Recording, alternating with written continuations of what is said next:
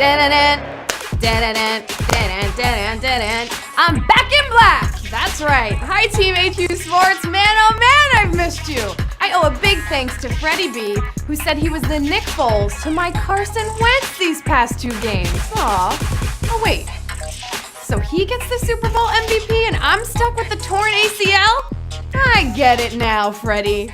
Well, just in time for Players Weekend, I'm your coach, Lauren the Great Gambino, taking you through 12 rounds of sports-only trivia. Before we get into our Twitter question of the day, did you know you can invite your friends into this game? It's super easy. Yes, all you have to do is swipe right on the screen to access your friends list. If a friend isn't yet in the game, hit the wave emoji next to their name to send them a push notification so you can remind them that we're about to get started.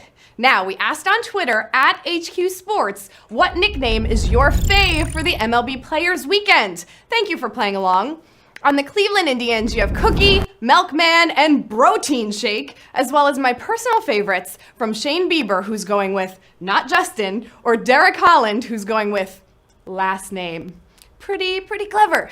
At Reebstein and Laird Ron both put up box emojis and burger emojis. Yes, that's Brad Boxberger. Genius. He's the first player with an all emoji nickname. At Kuja Baby says El Mago, and at Papa Hooks says the String Bean Slinger. Yes, this should be a fun weekend of America's favorite pastime. But as for our game here tonight, we are playing for a prize of $1,000. Yes, and you could keep all of that for yourself, or maybe you can contribute some to Justin Verlander's brunch bill. Yeah, the Beverly Hills Hotel billed him for $1 million, charging him for being a quote-unquote Dodger killer.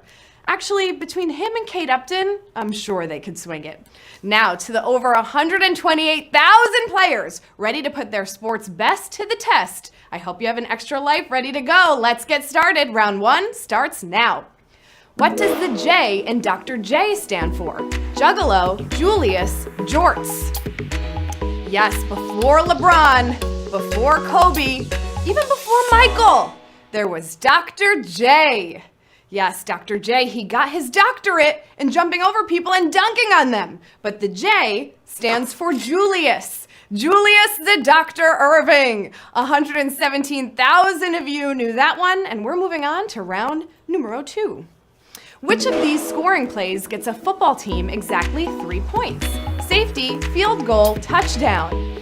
I've been working on my Madden skills, and scoring one of these is super easy for me, but working on my Odell-style aggressive receptions, you know, triangle, pretty tough. Well, it's up, and it's good! Unless, of course, you picked safety or touchdown, then it's no good. A field goal will put 3 on the board for you. Field goal. Over 104,000 of you knew that one. And before we move things any further, we have a couple of shout outs. Yes, shout out to Maddie, Robert Hall, Cooper the Wheaton, Kurtley Ned, Troy Feldposh, Wendy Horton, and Sage Summers. To Sunny Spencer, Aaron Forgas, Josh Cohens, and to everyone who was sending me love while I was gone last week. Thank you. Now let's get back to it. Round number 3. Who was the first Little League baseball player to appear on the cover of Sports Illustrated?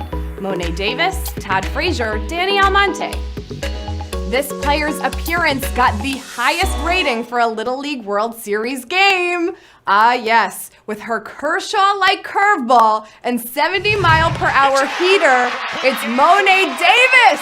She became the first girl to get a win as a pitcher at the Little League World Series and graced the cover of Sports Illustrated. Monet Davis is your answer here at round 3. 43,001 of you knew that one and are moving on to round 4. Wow, knocking out almost 50,000 of you on that one. But here it is, round 4. When a ball is batted, home plate is considered what kind of territory? Fair, foul, part fair, and part foul. Yeah, you ever wonder when it's called when a ball is batted and sits right on home plate? Well, every base, as well as home plate, is considered fair territory when a ball is batted. Fair is your answer here. 27,191 of you knew that one. So yeah, when you swing and you hit that ball and it just chills on the plate, you better run because it's fair. And we better run right on into round number 5. Here it is. Which state is not home to one of the NHL's original 6? Massachusetts, Michigan, Pennsylvania. Yes, back in 1942, the Brooklyn Americans had dissolved. And then there were 6. Those 6, the Chicago Blackhawks, the New York Rangers, the Toronto Maple Leafs, Montreal Canadiens, Detroit Red Wings, and the Boston Bruins. Neither of Pennsylvania's 2 teams were part of the OG NHL. Pennsylvania is your answer. 15,343 of you knew that one, and we are getting to our halfway point, team. Here it is, round number 6. At Caesars Palace in Las Vegas, what team has received the most bets to win the AFC North this year? Steelers, Browns, Ravens. If you've never been to Vegas to put a prop bet down, I highly recommend it. Or wait, sports betting is now legal everywhere, so I guess you don't have to go. Well, not only are most bettors picking this team, but according to the Caesars Sportsbook manager, there have been more bets on the Cleveland Browns than on the other 3 teams in the division combined. Browns is your answer. 7,192 of you knew that one, knocking out over 7,000 on this one. Yeah, picking the Browns, the payout must be insane. They haven't won a game since 2016. You gonna try to win this one? Let's see, round 7. What MLB team just tied the 62 Mets for the earliest elimination from playoff contention? Royals, Marlins, Orioles. No, it's sadly not the Mets. That would have been, going full circle.